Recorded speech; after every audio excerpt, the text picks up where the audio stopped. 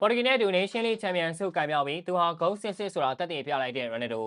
ပရိသတ်များလုံးပဲမင်္ဂလာပါတနအိုင်ဘတ်ခွန်ရှိကိုအွန်လိုင်းအေဂျင့်ကနေပြန်လည်ကြိုလိုက်ပါရင်ဂုံးကြီးခရစ်စတီယာရိုနယ်ဒိုကတော့လာမင်းရာမဲတို့ကလေးတိုက်ကိုဘောလုံးသမိုင်းရဲ့ထာဝရကောင်းဆုံးကစားမကဘယ်သူလဲဆိုတာပြသလိုက်ပြီးဖြစ်ပါတယ်ရာမဲဥဆောင်တဲ့စပိန်အသင်းဟာနေရှင်လီကိုပိုဆွဲဖို့ရေပန်းအစားဆုံးအသင်းဖြစ်နေတာပါလက်ရှိပူပူနွေးနွေးယူရိုချန်ပီယံလည်းဖြစ်ကစားမဆုပွဲမှုအရလည်းအကောင်းဆုံးအနေအထားကိုရောက်နေတာဖြစ်ပါတယ်ဒါပေမဲ့ရိုနယ်ဒိုဦးဆောင်တဲ့ပွဲရဲ့အဖြေကိုပြောင်းလဲပေးနိုင်စွမ်းရှိတဲ့ကစားမအများပြားရှိနေတဲ့ပေါ်တူဂီကပဲနောက်ကလိုက်ကစားပြီးဘိုးဆွဲနိုင်ခဲ့တာဖြစ်ပါတယ်။ရိုနယ်ဒိုအတွက်ဆိုရင်တော့နေရှင်လီမှာရှစ်ဂိုးသွင်းကဂိုးသွင်းပြင်ဖြစ်ခဲ့တယ်လို့ဆီမီဖိုင်နယ်ဖိုင်နယ်တို့လိုရေးပါတဲ့ခိုက်တန်းတွေမှာခြေပါဂိုးတွေအနိုင်ဂိုးတွေကိုသွင်းယူနိုင်ခဲ့ဖို့ကြိုးစားခဲ့တာဖြစ်ပါတယ်။အသင်းအတွက်ခြေထောက်ကျိုးနေတော့ပေးဆက်ကစားနိုင်ဖို့ကြိုးစားသွားမယ်လို့သူပြောထားတဲ့အတိုင်းပါပဲအသက်40ကျော်တာတောင်အသင်းအတွက်ကစားပေးခြင်းစိတ်ပြင်းထန်နေဆဲဖြစ်ပါတယ်။အခုတော့ရိုနယ်ဒိုဟာပေါ်တူဂီနဲ့အတူနေရှင်လီနဲ့ချင်းရိုတစ်ချိန်ကိုစုကူးထားနိုင်ခဲ့ပြီးပါပြီ။ပေါ်တူဂီဟာရိုနယ်ဒိုမရှိခင်တုန်းကစူပလာတွေနဲ့ကင်းဝေးနေခဲ့ပေမဲ့ရိုနယ်ဒိုပေါ်ထွန်းလာချိန်မှာတော့စူပလာတွေသိမ်းပိုက်လာနိုင်ခဲ့တာဖြစ်ပါတယ်။ရိုနယ်ဒိုဟာလေရေးစင်ဘောလုံးလောကအတွက်ဆိုရင်ခုတ်ပါပဲ။ကစားမဘွားမှာကမ္ဘာဖလားပြိုင်ပွဲ9ကြိမ်ရိုပြိုင်ပွဲ6ကြိမ်ဒီကစားထားပါတယ်ဒီလိုလေးနှစ်တစ်ချိန်ကျင်းပတဲ့ပြိုင်ပွဲတွေကို9ကြိမ်နဲ့အထက်ကစားနိုင်တယ်ဆိုတာကရိုနယ်ဒိုလို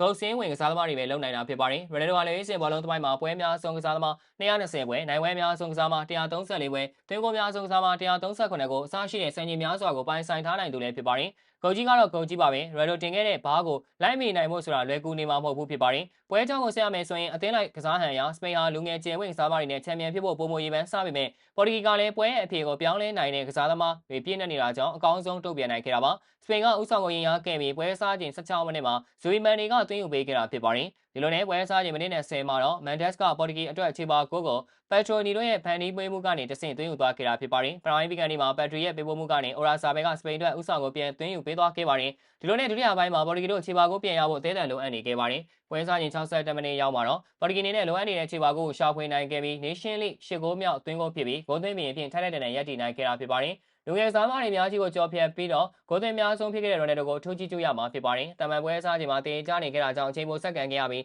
ပွဲကအဖြစ်ပေါ်ခဲ့တာပါဒီလိုနဲ့ပယ်နယ်တီအဆုံးဖြတ်မှာတော့ပေါ်တူဂီဘက်က9ဂိုးဝင်ပေမဲ့စပိန်ဘက်က3ဂိုးပဲဝင်တာကြောင့်ရှုံးနေသွားခဲ့တော့တာဖြစ်ပါတယ်ရိုနယ်ဒိုက2016ကမ္ဘာဖလားကိုပါဝင်ဆင်နွှဲဖို့စိတ်အားထက်သန်နေသူဟာသူ့အနေနဲ့လာမယ့်ကမ္ဘာဖလားမှာရောပေါ်တူဂီကိုကမ္ဘာဖလားရအောင်ဆွဲတင်ပေးနိုင်သွားမှာလားဆိုတာကတော့စောင့်ကြည့်ရမှာပဲဖြစ်ပါတယ်ဟုတ်ကဲ့ပါဗျာဗီဒီယိုလေးကတော့ပါပဲနောက်နေ့မှာလည်းအားကစားနဲ့ပတ်သက်တဲ့သတင်းကြားတွေကိုတင်ဆက်ပေးသွားမှာဖြစ်တာကြောင့်ကျွန်တော်ရဲ့ page တွေကို like and follow လုပ်ပြီးဒီဗီဒီယိုလေးကိုလည်း share ပေးကြပါအောင်လို့ပြောရင်းနဲ့ညီကုန်းချုပ်လိုက်ရပါတယ်ခင်ဗျာ